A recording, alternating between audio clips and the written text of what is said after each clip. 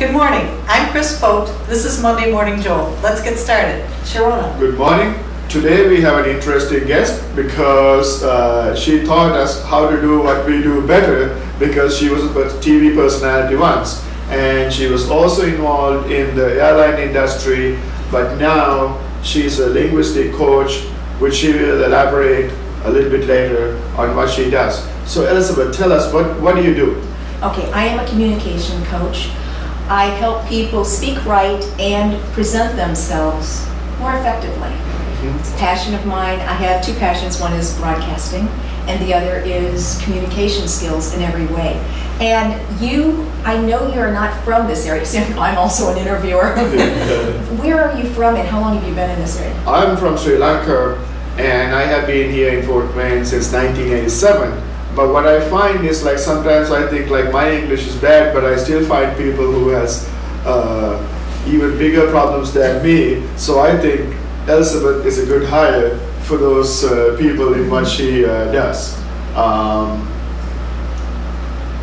You want to ask, is there anything else you want to tell us about your business before we move on to other questions? Well, I work with individuals, and I also work with groups and staffs. Very exciting, do a lot of role play, seminars, workshops. And I think the most fun that I have is seeing people say, I have always said this wrong, now I'm going to work to say it correctly. And it isn't something where a person takes notes at the workshop and then goes home and says things correctly. We all have ingrained habits, and it might take weeks and months, and it might take a day. For instance, when I was at San Francisco State in broadcast communication, I stood up and I think it was an announcing class, and this professor said, you're either from Indiana, Nebraska, and I said, why? And he said, because you say get. And I said, I do. And from that moment on, I never said get, I always said get. But some people aren't as driven as I am to change the way they speak. Shirona, you are. And you would be a wonderful person just to listen to, and I bet if I were to say, here are 3 things that I see that you can work on, I know that within a month you will have those nailed. Interesting. I see, there's no accent in Wisconsin, whatever you say. Yes, there is. Oh, Wisconsin. Wisconsin, yeah. The long vowels there, Wisconsin. Why, if they are good for you, why are Mondays great? Oh. I have learned the hard way to love Mondays. I also taught English at Southside High School. For those of you watching on the web, Southside is an inner city school in Fort Wayne, Indiana, and at one time it was the 4th most diverse school in the nation. And I studied and worked so hard over the weekend for the Monday classes and the rest of the week that I would start as soon as I came back home from church and had brunch. From 2 o'clock on till maybe 2 or 2:30 in the morning. And then I would get to school and I would tell the students, I could hardly think, I'm so tired. And this is not working out. I am equipped with all the information that I could ever use, but my brain cannot access it. So I learned the hard way to know I don't sleep a lot. I go to bed late and wake up early. And I smile because my family all knows this, but I could go on and on about that. Anyway.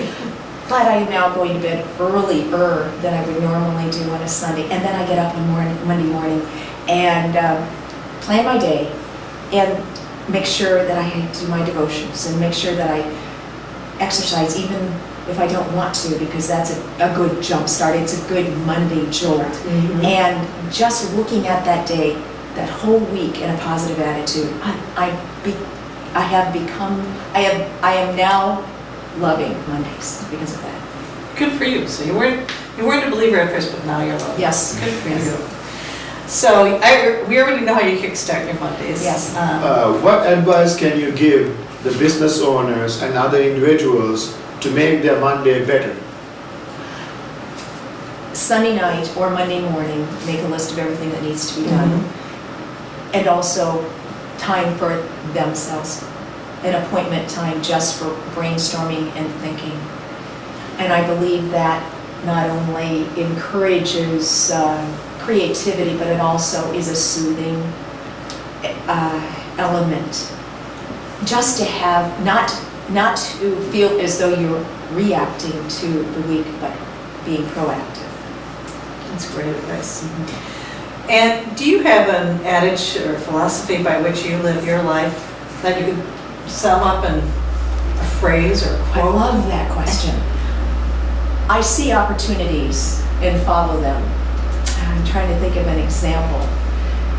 When a person called last night, and something was happening at the Coliseum, and she said, I'm on my way to dinner, I'm going to have dinner with these people, and I have this extra ticket, and I said, I would like to go to dinner with you, may I join you? And also I'd love to go. And she said, really, that quickly? And I immediately realized this was the only night I wasn't doing anything, and my husband was already doing something, and I went in and I said, this is what I'm doing. And he said, great, you're gonna have a great time.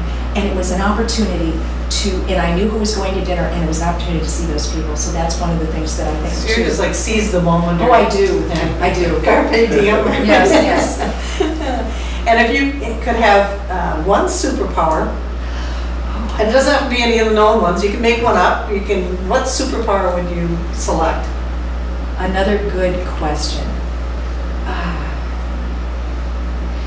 Oh dear. I said read minds, but that would be kind of messy. Oh, There's some things you wouldn't yes, really want to yes. know. And then some things you shouldn't know. I think the ability to have people realize that they can say anything they want to other people as well, as long as it is said well, and not stuff things and then go tell a friend That's and gossip. great. I think if everyone could just learn to just communicate, be transparent, and that it takes skills, and it takes words, and it takes an attitude, and it takes a willingness to be humble. But if we could all have that, and then communicate from our hearts, oh, I love that. That reminds me of a great book, Liar in Your Life. Did you read that? No. It is all about that, being able to tell the truth and express yourself instead of just all the lies that are said throughout the entire day. People being very honest about them. So, and tell us one thing that would surprise people about you. People, something nobody really knows, even those who know you well. Oh my, oh my. Deep secrets. Deep secrets. Deep secrets. Something that only Greg knows. Okay, something that only Greg knows. Okay, Something. I like the name Liza. There, it's out there. It's out there. And people who know me know that I only go by Elizabeth. And I tried to go by Liza 3 times on Wayne TV when I did PM Magazine, and they said, Elizabeth is too formal. How about Beth or Liz? And I said, Liza. how about Liza? And they said, no, Liza Minnelli, like she was a serial killer. And then I was in Virginia, in the Norfolk area. Notice I said Norfolk and not Norfolk, because it's pronounced Norfolk. And they said, Elizabeth is too formal. How about Beth or Liz? And I said, how about Liza?